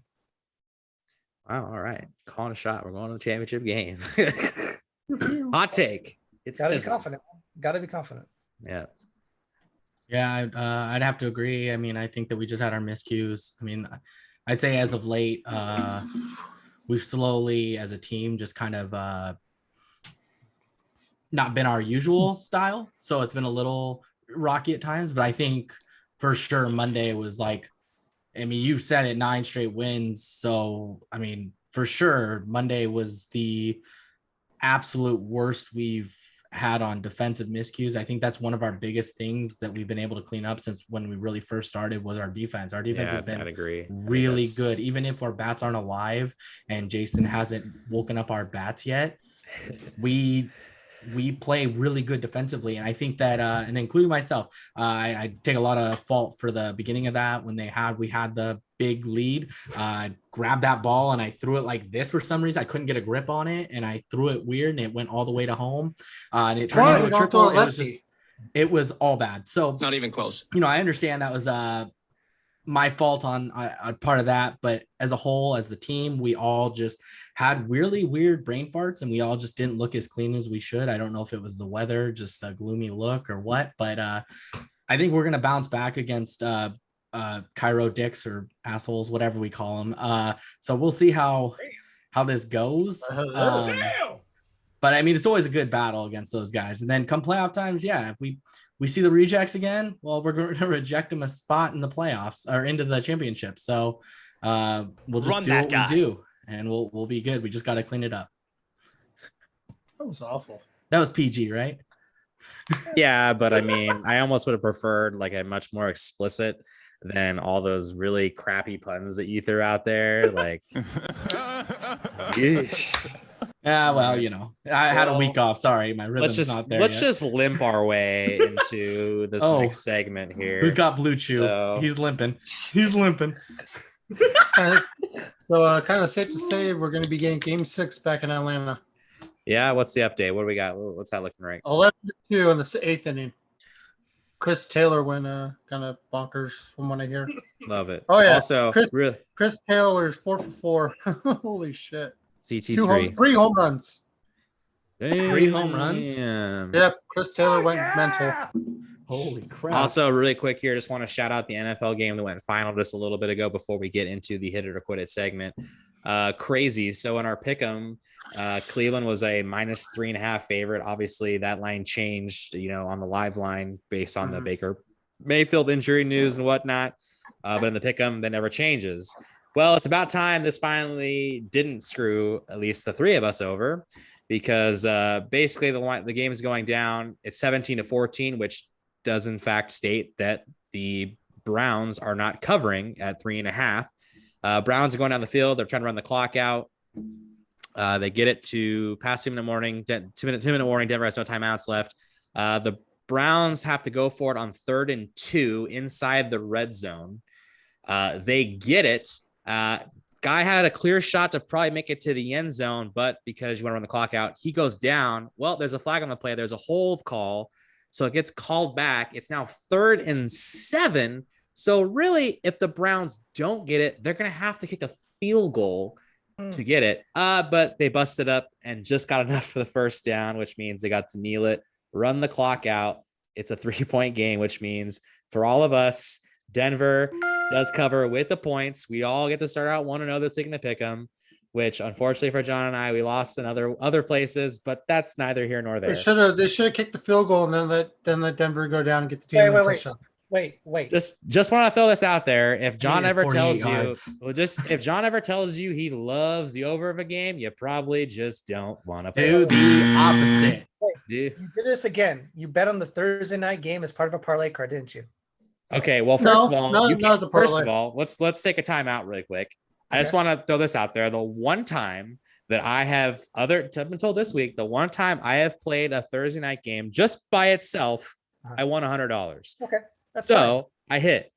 And this is the other time we did it. John and I decided to get on one because we both like Denver, only because Teddy Bridgewater is supposed to be this, cover machine when he's a road underdog, which obviously that guy stinks. He doesn't usually turn the ball over multiple times like he did tonight. That was the weird part. He turned it over twice. Actually, I think statistically, I don't think his numbers were that bad. He had a bad first half. I mean, they're second half. What I said. He doesn't really necessarily stink too bad, but the Broncos just aren't very good. But also the over under, the game was at 40. That game was darn low. And, even though the Browns had guys out, they still had the receivers. They still had Hooper. They had all those. I was expecting Jarvis Landry to show up. I don't even know what he did, but I know he. And not to mention, the Browns scored a touchdown pretty early in that game. So, the shots there. Oh, well, the good thing is I talked John at least out of trying to play the over on a second card for a 5-teamer to mix in with Sunday picks. And I said, well, how about we'll wait till later. I said, how about no? Because let's not risk losing 2 cards, including a 5-teamer right off the bat. So, good on us for that one there. So, but anyways, just want to bring that up. I'm glad that game was not against us and for us, especially because I hate when games do that, when, they basically go down to just run the clock out and that costs you. God, I hate it. So, and then the Sharks are not the only team now in the league to have a shutout. Calgary got a shutout tonight. All right, good for them. Nobody cares. No, you're right. I mean, people in Calgary do. Not like they're watching the show, but are we in Calgary? No, Ooh. I don't want to be in Calgary. It's probably cold there right now. Wait. All right, let's keep going. It is time for a little segment here. It's called Hit It or Quit It. And if you've seen any of our shows before, you pretty much know the drill, but if you're new to it, basically what happens every week is I think just about every one of us has a question every week. It gets tossed into the group, whether if we're hitting or quitting, we all take turns stating how we're feeling about it. So boys, who wants to kick things off? Okay, I'll start it off. All right. With That should be interesting. With the word out about Evander Kane being suspended, and now Kevin Kerr's saying that he feels that he will not suit up this year and play for the San Jose Sharks. Hit it or quit it that Evander Kane will not play a single game. I feel like we already did this multiple times. Yeah, I feel like this has been touched on, bro. Fine. Whatever. I got another one. I go. Hit it or quit it. Evander Kane is going to get, another suspension before this 21 gamer is up. Not bought out, not like kicked out of the league. I'm straight up another suspension will come up. So hit it or quit it. He's going to get suspended again before this suspension runs out. Yes. Yeah, I'm gonna quit that. I don't think he gets another suspension before the next 21 games because it's the ongoing investigation. It's gonna take a little longer than that. 21 games? Yeah. It's gonna take a while. Look at Watson. All right. I guess I'll hit it as well. I don't know. I guess it's just a very specific question, and I just don't think it's going to happen before the suspension's over. So, for exactly what John said, I mean, look at the Watson thing. I mean, Jesus Christ, it's all just a fat mess, really. So, yeah, I'll hit it as well. Quit it. Hit it or is it? No, you mean you need to quit it if you think he's not going to get us. I'm quitting it. I don't think so, Tim. Okay. Yeah, I'm gonna quit it as well. I think if anything, it'll be like a Trevor Bauer situation where towards the end of the suspension, they'll make an announcement like, "Hey, at the end of this one, you may get one," but in the middle of it, no, I just don't see it. I think it's gonna be 21 games, and then it's gonna be up to the Sharks to figure out what to do with them. Yep. Mm-hmm. I can see it. All right. Yeah, I'll quit it as well. I don't think he'll get an extra suspension. I think at this point in time, it's just strictly seeing what happens, and I think it'll be I think it'll be exactly like a Trevor Bauer situation. So, yeah, I'll have to quit it. Nice. Okay, all right. Let's go next. I think I'm gonna go. Oh, okay. All right, this is a good one. So I want you guys to just try to forget about next year or years forward. I want you just to worry about the here and the right now at this question. So Jay, I know we've talked countless weeks with the whole quarterback situation with the Niners, with Garoppolo and Lance and everything there right now. And you've mentioned it earlier on the show tonight that the Niners essentially really need to win this game if they have any chance. So there really hasn't been, like a top guy in the quarterback position really this year, right? Because Garoppolo's been hurt, all that good stuff. You know the drill, right? So there has been a quarterback that I could think of right now that's had a pretty good statistical year. And I, by chance, know that your head coach, quote unquote, loves the guy. So my question to you is, the San Francisco 49ers would be a better off team for this year with Kirk Cousins as their quarterback. Hit it or quit it. I'm gonna hit it, and this is why. There we go. Kirk Cousins stays healthy. He's not. When he's a healthy quarterback, what is he? A top 15 quarterback? Maybe a top 12? Maybe splitting hairs. Top 15. You know what? He hasn't done this year a whole lot. He hasn't turned the ball over a whole lot. And that's, hey, newsflash, you don't turn the ball over, you give your chance the team to win. Yeah, so I'm gonna hit it. Yeah. Cousins are, so I'll hit it as well. I would rather have Kirk Cousins over Jimmy G, and then obviously if we're talking about this year, I would rather have Kirk Cousins over Trey Lance. Yep, that's why I've specifically said it that way. Also, I'm definitely saving all this for just my own personal stash. Okay. You're on okay. So, what exactly got is some the question? lotion over there. The question is, the Niners would be better off this season with Kirk Cousins as their quarterback. Hit it or quit it. Gross. Exactly. No. Just so you know, quit it. Just so you know, Ben, every quarterback is better than Jared Goff right now. So. Yeah, old news, bro. But no, like, because that's actually a lie. I don't think every quarterback is better than him. Cousins will just get him to the promised land and then give him false hope. So no. And I think he's made some decent situational plays, but Lance hasn't really been given all that much opportunity yet. He's still rookie. He's not an old fart like Kirk Cousins, who's been around for a long time. So I'm gonna say quit it. I don't know. So you really think that Trey Lance in his rookie season would be better off quarterbacking this team right now than Kirk Cousins? Yep. Mark the tape. Tag the NFL. I'll say he's an You heard it here. Okay. First. Well, this won't be a split decision on this one because I'm hitting it as well. I just think the whole situation this season, obviously, I think we've all kind of said that Garoppolo is not a bad quarterback, but the guy just can't stay healthy. It's one injury after another. Trey Lance is still incredibly young. I don't know how ready he is, but I'm with you on Jason on the fact that if things do go south and they do find a way to somehow lose this game to Indy on Sunday Night Football, I think it's probably time to turn the keys over to Trey Lance, at least see what he has, and also get him reps in this league. That way, maybe he can, get ready for next year, because I think it's pretty clear that Garoppolo is not going to be the quarterbacks moving forward for this Niners team. So, but the reality is Kirk Cousins, like you said, I mean, I don't think the dude's like a top 10 quarterback, even with the numbers he puts up, but statistically his numbers are there, and just like you said, the dude stays healthy. So when it comes to this year and this year alone, I think it's a no-brainer that the Niners would be better positioned with Kirk Cousins as a quarterback. Now in the future, I'm definitely not willing to say that, and I'd be willing to even change that possibly even as early as next year. But we're talking about this season right now, and it'd just be hard to deny it. I'm hitting it that Kirk Cousins, would be a better fit right now for them. Okay, I'm going to be going next because I legit thought you were about to take my question. So I was wondering why you acted so crazy. I'm not even going to give Jason a chance. There's no chance you have my question, but go ahead. Okay. So I brought up earlier this stream, Dak Prescott is dealing with a calf strain. Their backup is Cooper Rush, who is terrible. Why is he still in the league as a backup? I have no idea, right? A really awful quarterback. Well, there is someone who is not signed who finally got the vaccine. Cam Newton.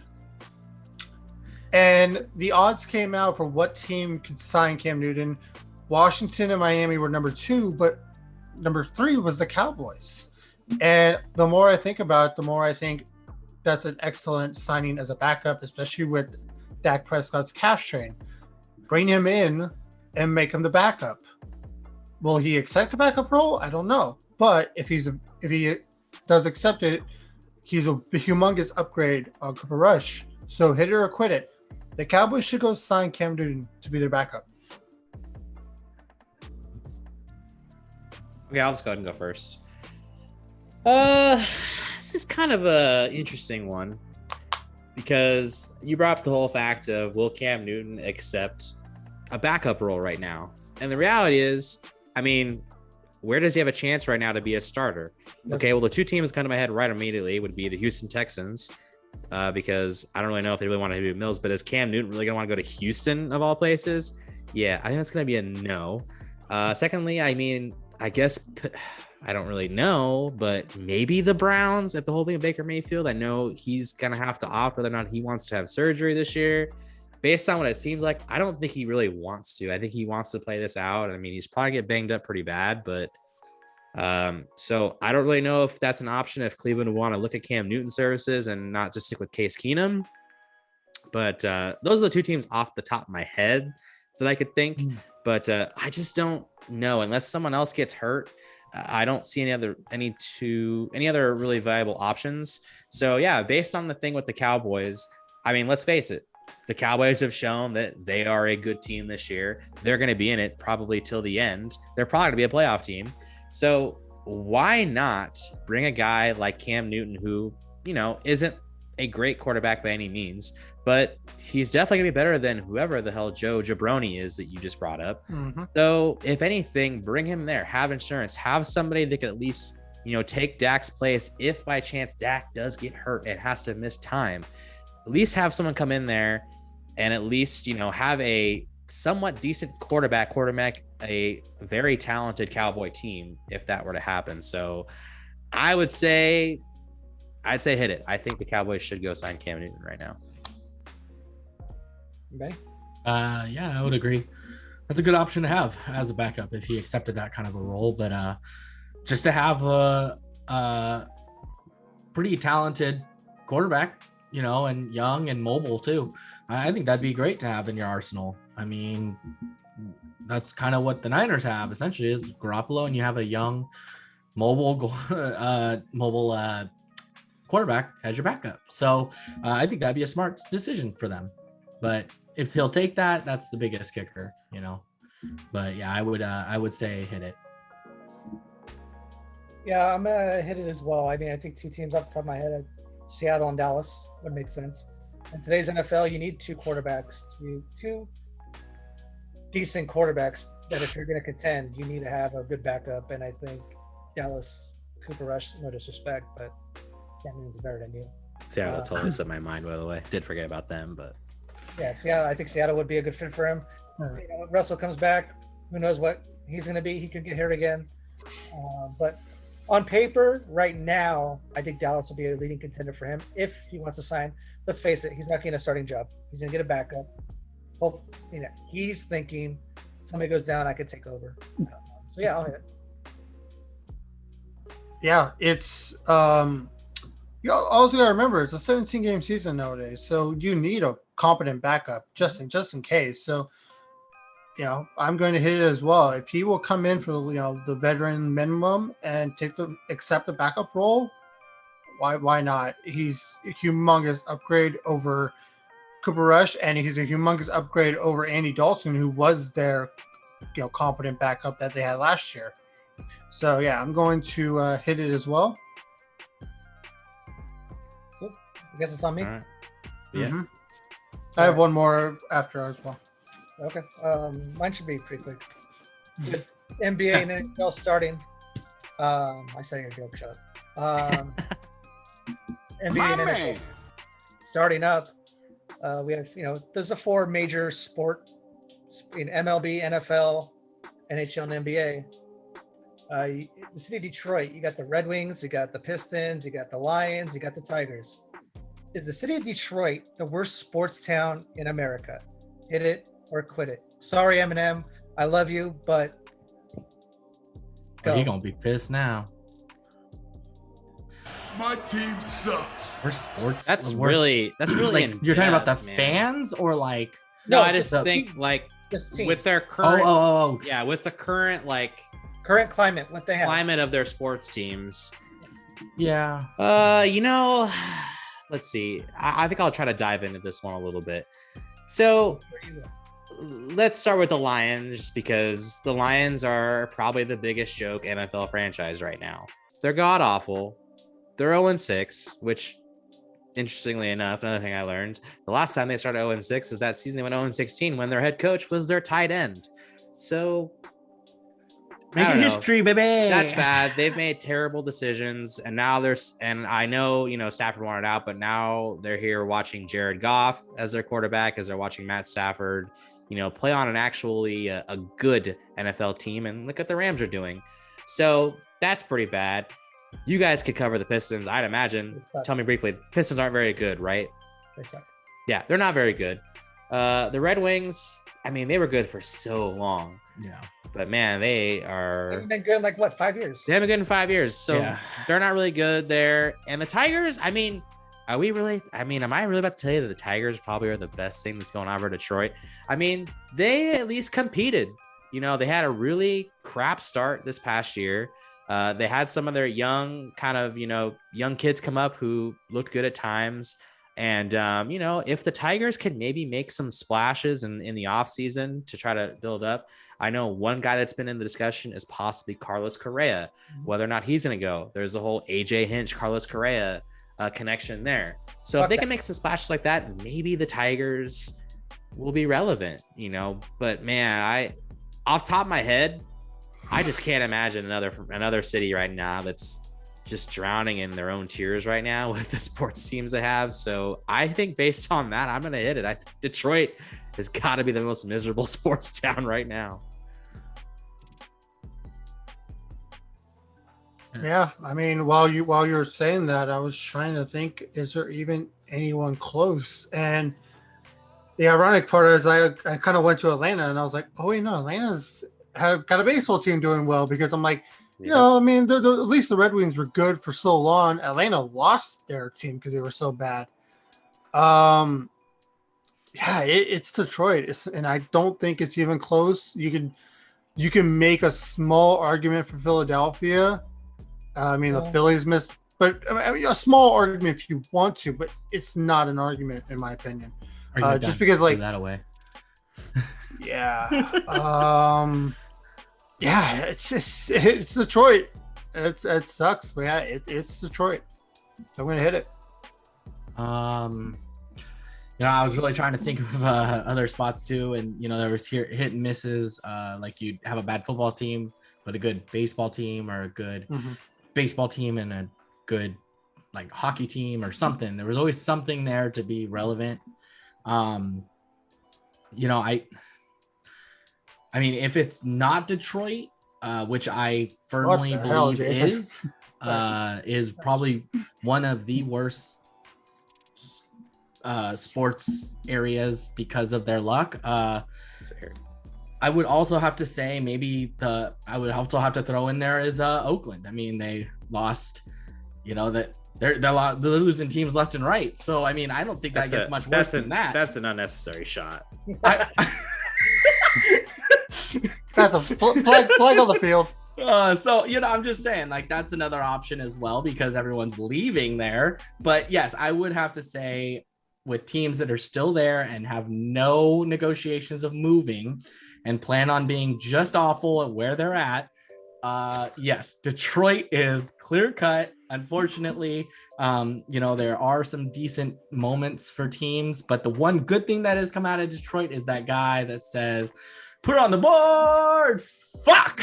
So yeah, that's just it. That's where you're wrong again, because the broadcaster that does that is actually the broadcaster for not the broadcaster. He's talking about Chris Castellani. Oh, you're talking about Chris Castellani. Fumble recovered by the Cowboys. Flag on yourself. You're right. Wow. Next time you're right. Yeah, you're right. That's the best thing.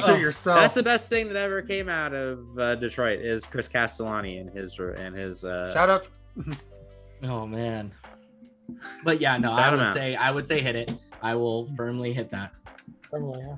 Oh, I bet you would. Okay. You knock that shit off. Yeah, obviously I'm gonna hit it as well. I mean, like the best thing to come out of Detroit recently. Again, Eminem, love you. Yeah, they all suck. I think Detroit is Michigan football in Detroit, or is it in Lansing? That's Ann Arbor, but Ann Arbor. Okay, yeah, that's not Detroit. But yeah, it's not looking good. And like Craig mentioned earlier, I think the Tigers might be the first one to be coming on the up and up again, depending on the moves that they make. But man, they have been terrible. I mean, the sports teams have been terrible. And a city like, you know, if you're a big city like Detroit, you need a winner. You need something to hang your hat on, and hopefully that proud of. Yeah, hopefully something you can get, you know, come sooner than later. So yeah, I hit it for sure. Oh man, guys, we totally forgot Vegas. Obviously, I was actually gonna say that at the beginning. But then I like stopped myself because I asked, like, are you talking about the fans, or are you talking about like everything, like as a whole? Yeah. But I was definitely going to say that. All right, John's got one more. We wrap this thing up. Got one more. It'll be really quick. Will it? They came out and said that these rumors were completely false, but obviously they would. A rumored trade to finally be happening of the Deshaun Watson trade. It would send Deshaun Watson to Miami, and Miami would be sending Tua to Washington, and a whole bunch of picks other than that throughout the game. So hit it or quit it. There will be a 3-team trade that sends Tua from Miami to Washington and Watson from Houston to Miami. Hit it or quit it. That trade will happen. I'll go first. I'm going to quit it. I think it's too specific because you said 3 teams. You said specific players. You said specific teams. Wow. Just throwing it at his face. Yeah. I'll follow up. In your face, way too fucking precise. Okay, but real quick though, quit it. He did kind of say all that, but then he did shrink it down and just said that the actual question itself was basically hit it or quit it. Deshaun goes to Miami and Tua goes to Washington. It'll be a 3-team trade. That was basically. So wait a minute. No, time out, John. You gotta be specific. Are you saying the hit it or quit it question is that there will be a 3-team trade done? Obviously, or that specifically it will be Tua to Washington and Deshaun to Miami? Because you got to be specific with that. It's a 3-team trade no matter what. Yeah, it's a 3-team trade no matter what. There's no way. There's no other way possible for them to make that trade. Houston's still involved no matter what. Yes. Yeah. So. Okay, so Jason, you're still quitting it then? Hell, I quitting it. Yeah, I'm quitting it. I don't think anyone wants that headache, to be perfectly honest. Especially now that Newton's freaking vaccinated. What's stopping Miami from getting him? Like, I'm quitting it. No. Well, all right. I think we're based on a 3-team trade. I guess for the sake of being on the opposite end, I'll say hit it. I don't know if necessarily that's going to be the exact trade that happens, but man, if you're Miami and you get Deshaun Watson, you need to get Tua out of there. I don't think Tua really. I don't know. He doesn't fit there. I don't think Tua is the answer for the Dolphins. Yeah. And the sad thing is, I just don't know who's gonna want him really. And I think that could be the end up close. That could be the big thing that maybe takes away everything a 3-team trade. But just for the sake, excuse me, of being on the opposite end of it, I'll just say hit it. Yeah, so I'm actually going to hit it. I think where there's smoke, there is fire. Another thing is the Miami owner. He's a real estate owner.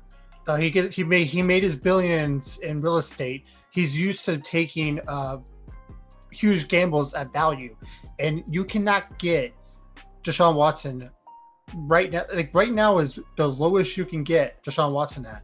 Sure, you're still going to give up a couple of first-round picks.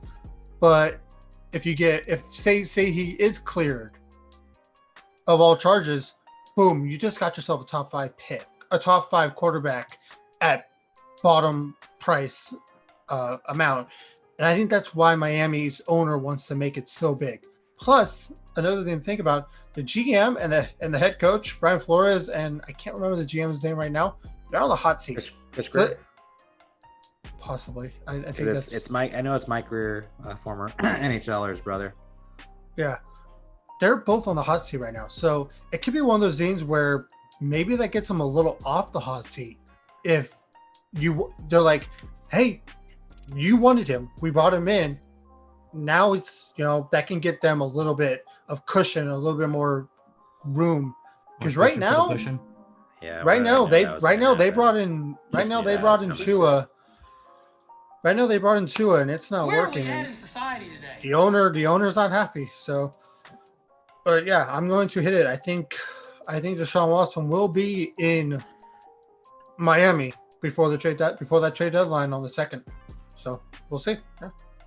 All right. Awesome. All right. That concludes this week's Hit It or Quit It segment. A lot of good stuff. I think we all had some really good questions there. So that was a good one. Oh, wow. No need for that, bud. No need for that. We're just trying to just wrap this thing up nice and clean. Excuse me. He was like, fuck you earlier to me, so I'm going to take a shot back. Motherfucker. The shit it's deserving. So it was definitely deserving and it fit perfectly. Yeah. So, all right. Well, as we are getting ready to say goodbye, we like to close out every main show with our shout outs, which is just can go anywhere. It goes from people we know with birthdays, could be businesses, could be alcohol, it could be beard products. I mean, it could be literally anything. We've done a lot of just about anything you could think of we've pretty much covered it all. So boys, anything you'd like to shout out before we sign off? I got nothing this week. No huge shout outs. Either we're kind of bad lately, haven't we? Yeah, I guess we haven't really bringing a whole there hasn't lot. been anything like nothing really right now, you know. We kind of got the change of season coming up and Halloween, and shout out to Ben's Halloween party. Well, I guess I'll do a shout out. That's Ben's got some. Yeah. So one of my shout outs is shout out to Jared Goff. Hopefully you can get your shit together this weekend. That'd be great. Much appreciated from California. Stop sucking. Thanks. And then beyond that, just shout out to the Ducks. Glad you guys are back. So hopefully you guys can actually make a push and make it to the playoffs, because I would really love to see that. So let's wait and see what happens, shall we? So yeah, back to you. Was that a little bit of an uptick on that there too? Yeah. Nice. Not a bad uptick there. Yeah, you know, I'm kind of with you on that, John. I don't think we have a whole lot going for us, because I don't think Mother of God. I don't think I really have anything. I mean, okay, Ben, if that's the way we're gonna do it, shout out the Cleveland Browns, because I was the lone person who picked the Browns to win tonight's game in our head-to-head. And all three of you who decided to lean with Denver, as I said earlier, that team is CJ. What would you say? It's they are who we thought they were. They are who we thought they were. Yeah.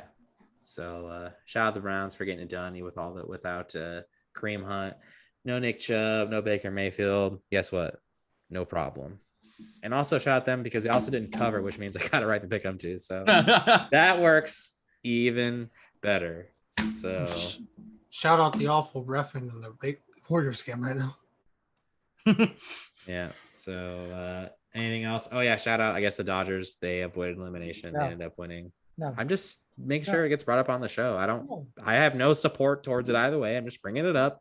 I want to make sure it's covered on the show that the Dodgers did win. So there will be a game 6. It does go back to Atlanta. So. All right, y'all. All right. That does it here for another episode. Yes. Of Kessel got his shot. As long as, oh my gosh, I'm gonna win $250 as long as this guy doesn't get 3 hits. Boy, I hope Katie's not watching this. All right. Well, anyways, that does it for us here over here at Sports Bets, but mostly chaos. As always, if you're not already doing so, do give us a follow over at our YouTube channel at Sports Bets, but mostly chaos podcast. Make sure to like, subscribe, all that good stuff. Also, if you're not following us on social media, well, what are you doing? Yeah. Make sure to give us a follow there. We're on Instagram as well as Twitter at SBBMC_pod POD. Give us a follow us there as well. We'd love to hear from you on whatever platform it is. And whether you're a first timer to the show or if you're a repeat listener, we want to thank you all so much for tuning in. And yeah, good show tonight, boys. Let's do it all again next week. Yeah, sound good? I guess. We'll see. Wow. I don't think so, Tim. That's basically Maybe you guys that's should work on. energy. Hey, you guys, maybe just work on some shout outs over there, huh? Yeah, you know what? You're right. Yeah, tell you That's what, the energy. let's all make it a goal right now. We all have at least one shout out. At least next week. one. So is there any We're doing this for the people, folks. We got all right? birthdays. Anybody got birthdays? Got birthdays coming up? Anything? And not a lame shout out either to our teams or to our players. Come up with something original, okay? Like a birthday is good. A restaurant is good. It's past your bedtime, Jay. You're right. Yeah. Cut him off. Cut him off. Yeah, he done. All right, that's it. Thank you all so much for tuning in as always. We'll see y'all again very, very soon. Bye.